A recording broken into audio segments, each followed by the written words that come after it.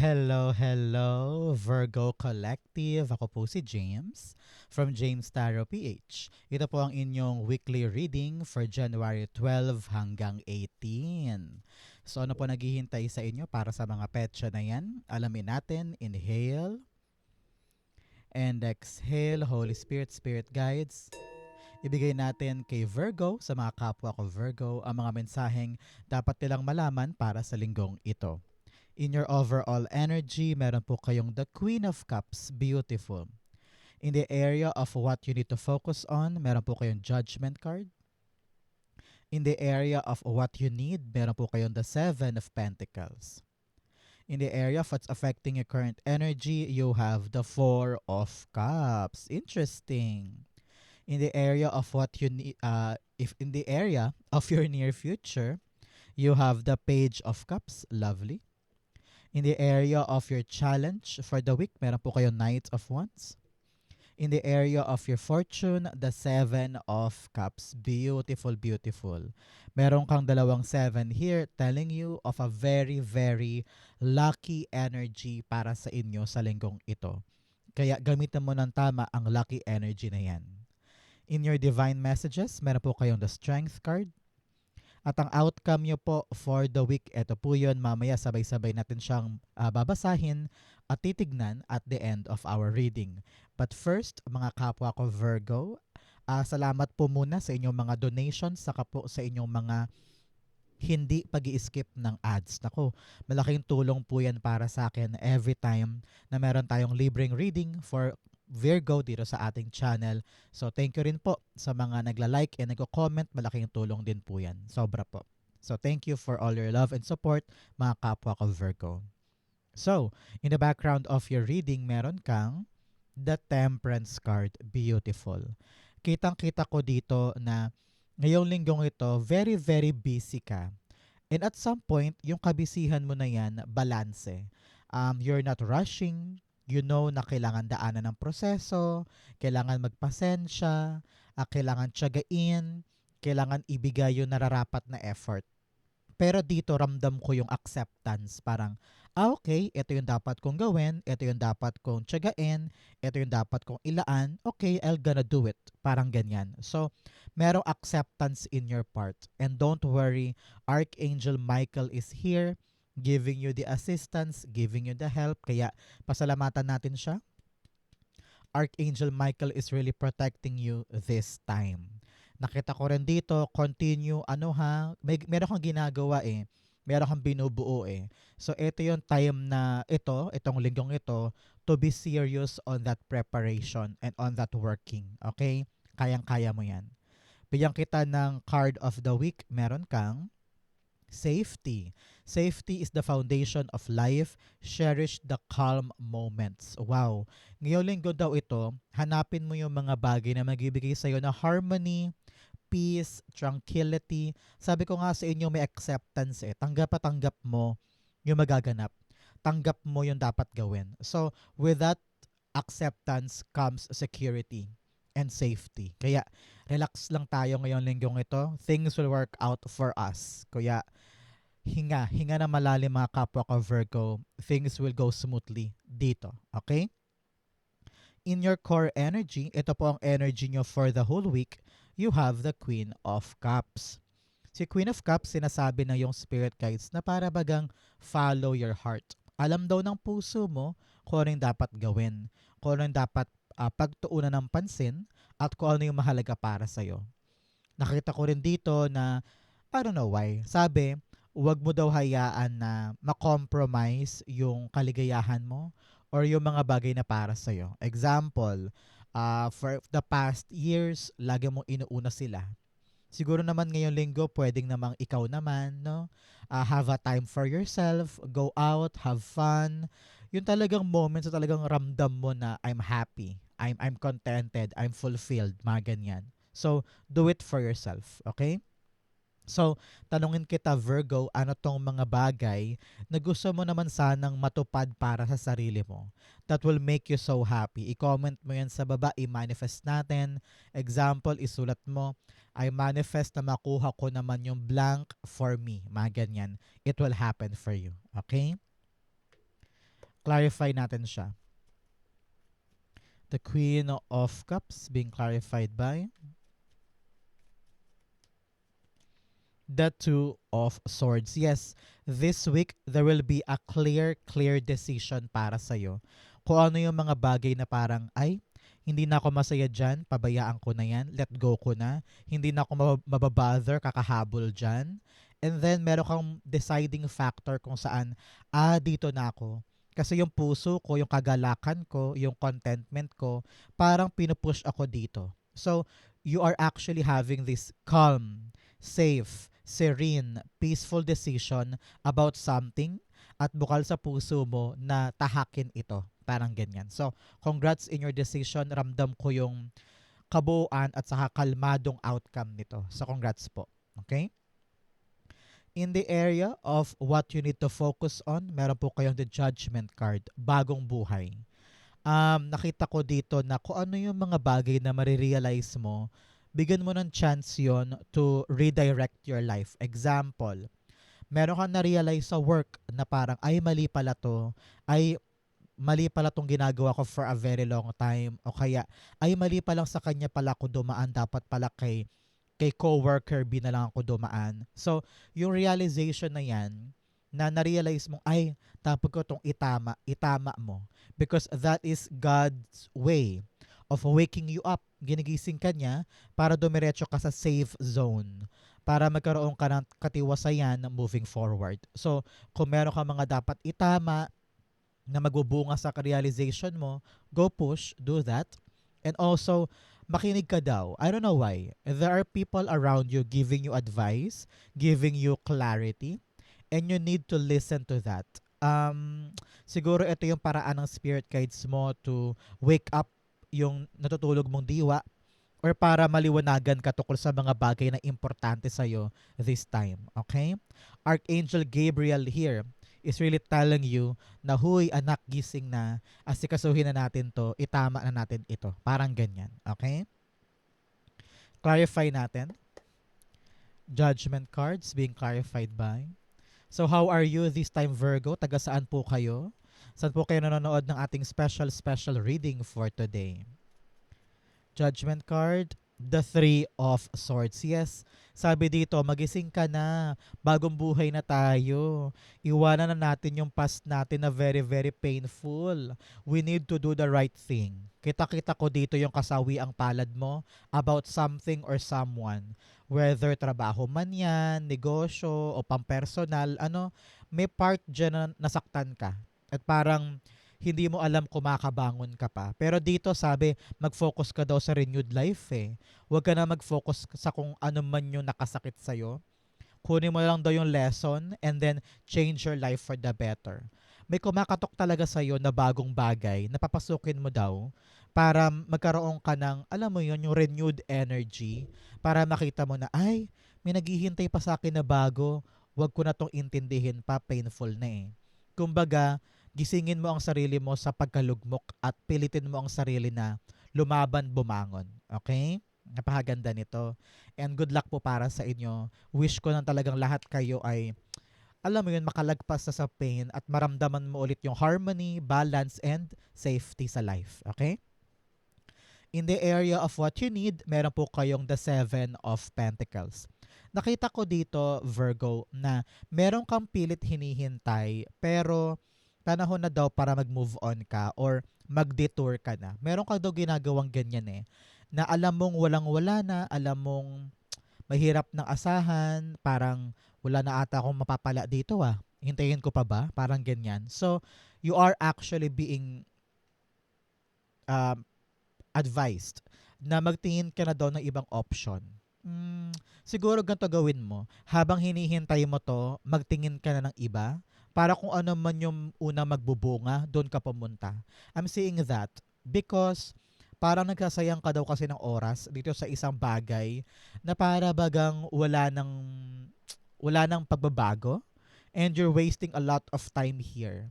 Imbes na mailaan mo siya sa much better. Yun ang nakita ko for you. So ngayon, Virgo, if you're watching this at medyo namroblema ka sa isang hinihintay, baka panahon na to open yourself to new possibility, na maaring mas magaan, mas maayos, mas may saysay kumbaga. So, pag nilay-nilayan mo to today, kung ano yung mga hinihintay mo na parang medyo, parang late na ako dito parang ubos ng oras ko Yes, work. You have the Eight of Pentacles. Sinasabihan ka dito ng yung spirit guides na meron pang paghahasa ng skills na kailangan mong gawin o aralin mo yung nangyayari so that you will know kung meron ka pa bang aasahan dito or wala. Especially halimbawa sa isang work-related na paghihintay o kaya sa isang hinihintay na bagay na wala ka na naririnig, sobrang labo na, parang hindi mo na alam kung ano yung lagay mo doon, no? Panahon na for us to really work on it. Kausapin, tignan, buhisiin. Kung talagang wala ka nang aasahan, at least kumpirmahin muna natin. And then saka tayo maghanap ng panibagong ikakaunlad natin. Because nakita ko dito, able ka naman You have the ability and skills. So, wag mong buruhin ang sarili mo sa isang lugar o sa isang sitwasyon na para bagang you lost a lot of time, parang ganun. So there's this a new chance. Meron ako nakikita dito na bagong trabaho, bagong sideline or bagong improvement. So yun ang tignan natin, yung pag-evolve natin this time around, okay? Importante to pag nilay-nilayan mo, okay? In the area of what's affecting your current energy, meron ka pong the Four of Cups. Yes, ito ang nakaapekto kaya ito ay nangyari. Your heart is very, very happy dahil sa pagdating ng bagong bagay. Kaya nga sinasabi ko sa inyo kanina, tignan mong mabuti yung hinihintay mo. Baka naman super dismayado ka na dyan at parang dyan ka na lang nakatutok at hindi mo makita yung advancement or new things to improve yourself. May bagong darating na talaga namang magpapasabik sa'yo. And you need to ask yourself, gusto ko ba to? Akin ba to? Or hihintayin ko tong mga bagay na sobrang dismayado na ako. That's when this decision will come in. Kailangan talaga nating mag-decide kung are we gonna stay or are we gonna go and accept new things. Nasa iyo ang pagpapasya. Binibigyan ka, Virgo, ng yung spirit guides ng freedom to choose and ask your heart kung saan ka talaga pupunta. Pero narinig ko dito, hindi mo sasayangin ang pagkakataon na to. Bibigyan mo siya ng chance. Because naramdaman mo na kaya ko to, magagawa ko to, and kalmado yung mararamdaman mo sa bagong pagpasok ng bagay na ito. Maaring love life, maaring new career, new sideline, or new opportunity. Kung ano man yan, sabi dito, bigyan mo ng chance. Because kita ko dito na matagal mo ring hiniling to, pero yung darating, hindi siya kamukha nung gusto mo. Pero marirealize mo sooner or later, especially here with a judgment card na, ay, parang ito yung magpapabangon sa akin from the pain. Parang ganun. Okay? The Four of Cups being clarified by the Tower card. Yes, things will change after this. Nakita ko dito na this is inevitable. Parang wag mo daw pigilan ang pagbabago, wag mo daw kontrolin yung sitwasyon, hayaan mo lang maganap, hayaan mo lang mangyari. And kapag nakapag-settled na, doon mo marirealize na, ay, okay, time na for me to level up my life and accept this new thing at wag ko nang panghinayangan pa yung mga bagay na tapos na or wala na ako magagawa pa. Ito na yung evolution ng life mo kung saan unti-unti nagbabago for the better at nare-realize mo yung mga karapat-dapat na mapasakamay mo. Okay? In your near future, meron po kayong the Page of Cups. Si Page of Cups, sinasabi ng yung spirit guides na ang tabayanan mo 11 days, 11 weeks, or 11 months after watching this video na meron kang bagong bagay na paglalaanan mo talaga ng full attention mo. Your creativity, your imagination, ibubuhos mo dito. Kasi nga, nagbunga ito sa iyong puso, sa iyong mga intuition, nakapag-decide ka na, and then yung bagong yayakapin mo ito. Talaga namang undivided focus, you are really anticipating and manifesting. Tingnan mo siya, nag-manifest lang to, inimagine niya na magkakaroon ng isda sa loob ng cup, biglang boom, dumating, lumabas. So parang ganon ka din. Ini-imagine mo na itong bagong yayakapin mo after a decision will be fruitful para sa'yo. Example, ngayong linggong ito nakapag-decide ka na sige, nagsisimula na akong mag-upload ng video sa YouTube. And then nakafocus ka lang doon. Sabi mo, ang goal ko, ma-monetize. Magkaroon ng 1,000 subscribers, maraming manood. And then nakafocus ka lang doon every single day. Minanifest mo na minanifest. You put your hard work and effort. Boom! Lumabas ang isda. So parang ganon. Manifestation coming true dahil sa effort mo. Dahil sa pagsusumikap mo, it happened for you. Okay? Ganon yung mangyayari. So i-claim mo yan. Whatever I put my focus on will be fruitful for me. I-comment mo yan sa baba. Whatever I put my focus on will be fruitful for me. Congrats po. Page of Cups. The Magician card. Yes, talagang you will make it happen. It is all possible para sa'yo. Sabi dito, kayang-kaya mo to ha. You can make this happen. You can manifest this. Kasi nasa iyo lahat ng skills, abilidad, kumbaga hinog na hinog ka na para maganap itong bagay na gusto mo. Kaya ngayon, maging matyaga ka at wag mong pagdududahan ang iyong sarili. Itapon mo sa bintana ang doubt, itapon mo sa bintana ang overthinking, overanalyzing. Do your best, it will be given for you. Okay? In your challenge, meron kang shame and guilt at saka dark reflection. Sabi dito, harapin mo yung mga bagay na kinakatakot mo at ayaw mong harapin. Meron kang mga kinakahiya at medyo guilty ka pa sa mga naging action mo in the past. Maaaring bunga yan ng heartbreak na ito o disappointment or rejection. Kung ano man ang pain na to, ramdam na ramdam ko na sinisisi mo pa rin ang sarili mo sa nangyari or yung naging bagay na na-experience mo, somehow, sinisisi mo ang sarili mo dyan. Sabi dito, pakawalan mo ang sarili mo, okay? Wag mo nang ulit-ulitin pa. It all happened for a reason. Kung ano man yung lesson doon, yun na lang ang kunin mo, pero wag ka nang mahiya. Okay? Parte yan ng pagkatao mo, parte yan ng past mo. At hinubog ka niyan para maging ikaw ngayon. Okay? So, enough na of the guilt. Okay? In your challenge, meron kang the Knight of Wands. Sabi dito, meron sa inyo takot na takot o mabante o mag-try ng bagong bagay. May dumarating na mga good news, may dumarating na mga imbitasyon or pinto ang nagbubukas, pero parang ikaw, ayaw mo mag-try, ayaw mo sumubok, takot ka because you don't know what will happen. Normal naman yon kasi tayo mga Virgo, we're a great planner. Talagang binubusisi muna natin bago tayo maglaan ng kilos or effort.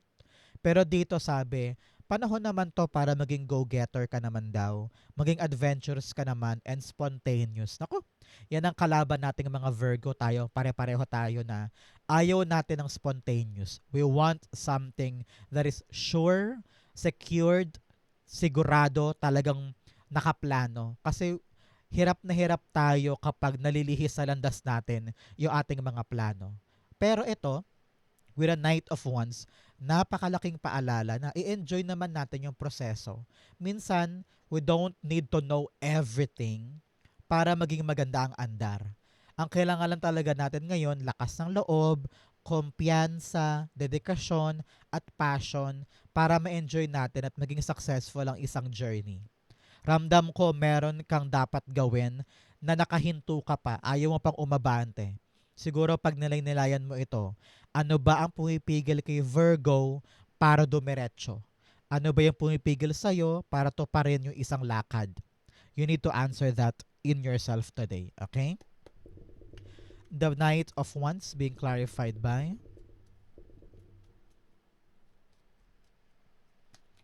the High Priestess. Yes, pagkatiwalaan mo ang iyong sarili. Marami kang takot, maybe because marami kang questions sa paligid. Ano?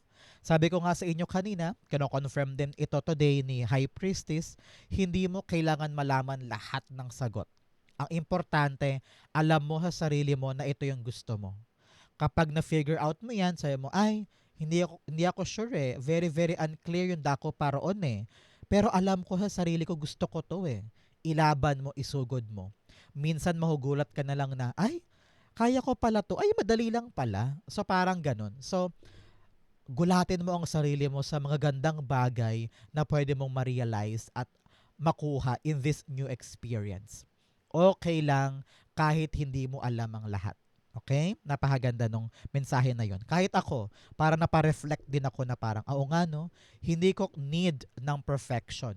Hindi ko need ng malinaw na mangyayari.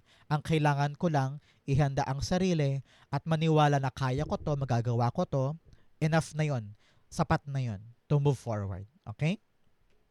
In your fortune, meron kang overcoming obstacles, you can overcome anything. Wow, i-claim mo to, isulat mo sa baba, I claim I can overcome anything. Malalagpasan mo lahat ng mga balakid. Congrats po. I-claim mo yan. You also have cleansing waters. Purification activates vibrant life force. Sabi dito, gamitin mo ang tubig bilang iyong therapy. Kapag naliligo ka, pagbuhos ng tubig sa ulo, pakiramdaman mo na dinadala ng tubig pababa lahat ng negative energy, pain, sorrow, heartbreak, pagkapagod, lahat damhin mo sa tubig na umaagos pababa hanggang mapunta sa drainage. That could be your therapy every single day para gumaan ang pakiramdam mo. Okay? In your fortune, napakaganda nito, Seven of Cups, doors are opening. Kaya naman yung iyong pagde-decide ay mas lilinaw, mas gagaan, dahil makikita mo na kung ano yung mga nakahantad sa'yo na mga bagong pagkakataon. Sinabi rin dito na this week starts your clarity.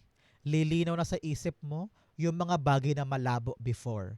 Kaya handang-handa kang kumilos, ibigay yung proseso, ibigay yung sarili mo sa dapat pagdaanan kasi malinaw na sa'yo kung ano yung dapat gawin. Example, ikaw ay nagpapagawa ng gate ng bahay mo. Gulong-gulo ka. Saan ka kukuha ng mag-aayos na mag-welding? Saan may murang gate, no? Nag-iisip ka ng ganyan, gulong-gulo ka. Pero ngayong linggong ito, darating yung kaliwanagan na parang, okay, dito ako kukuha, ito yung tamang mag-aayos, tamang welder.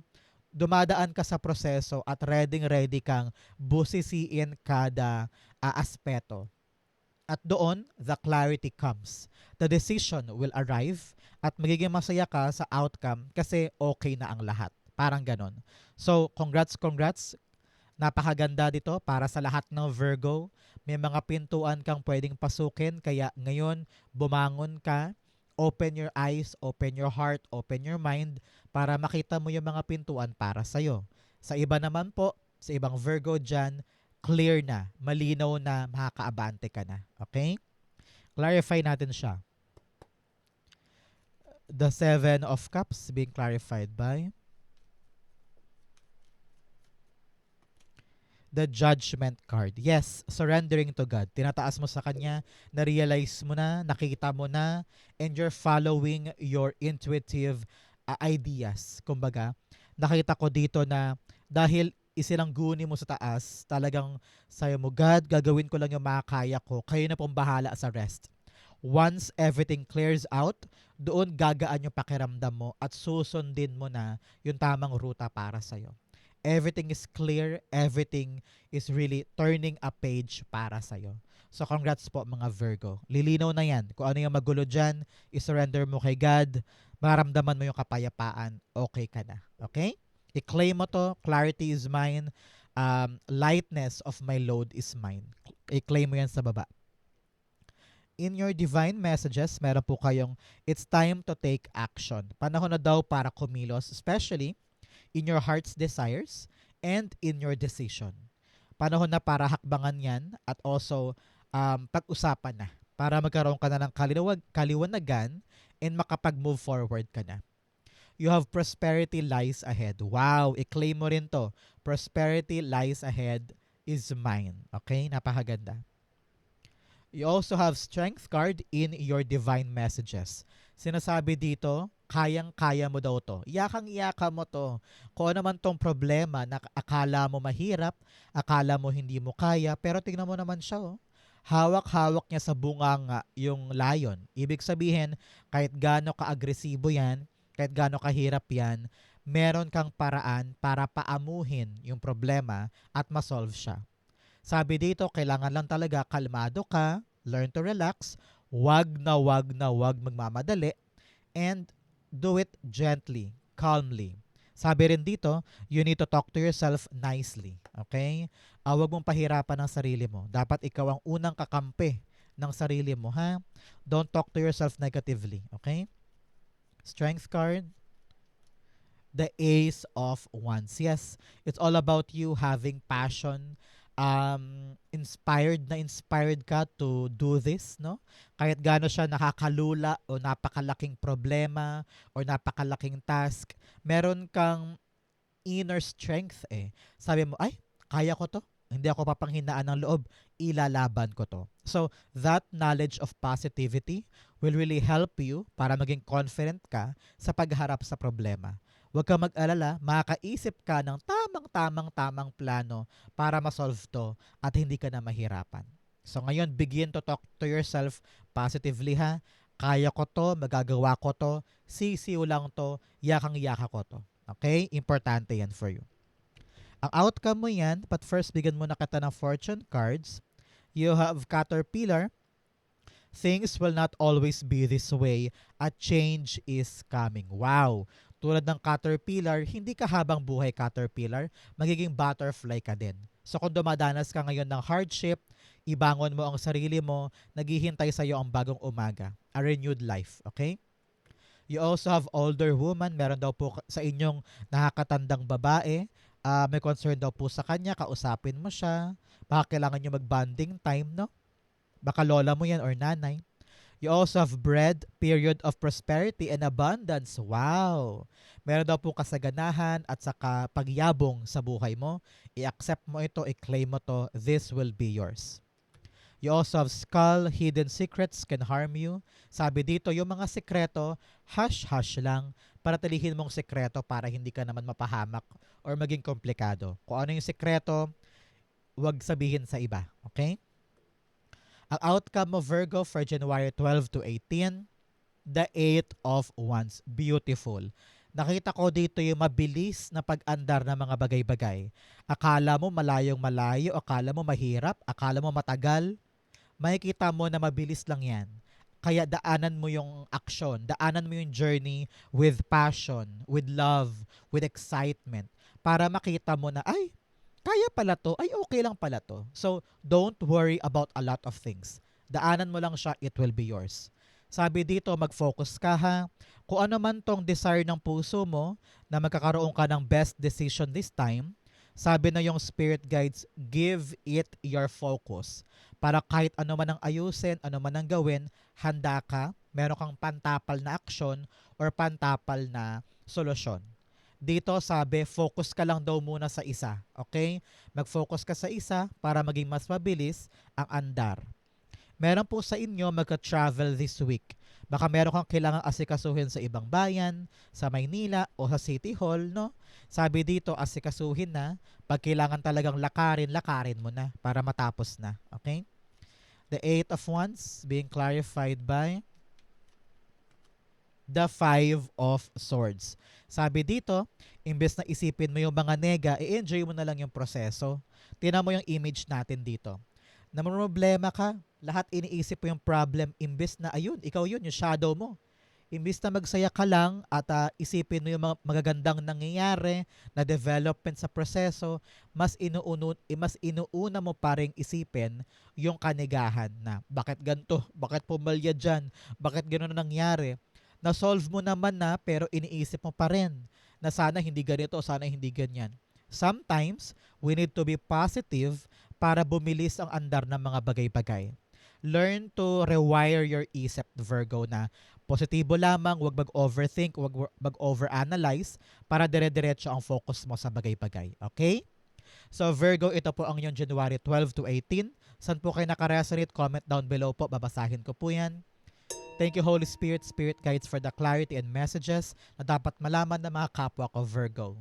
Thank you po ulit for watching hanggang dulo, mga mahal kong Virgo. I love you. This has been James for James Tarot PH. God bless everybody.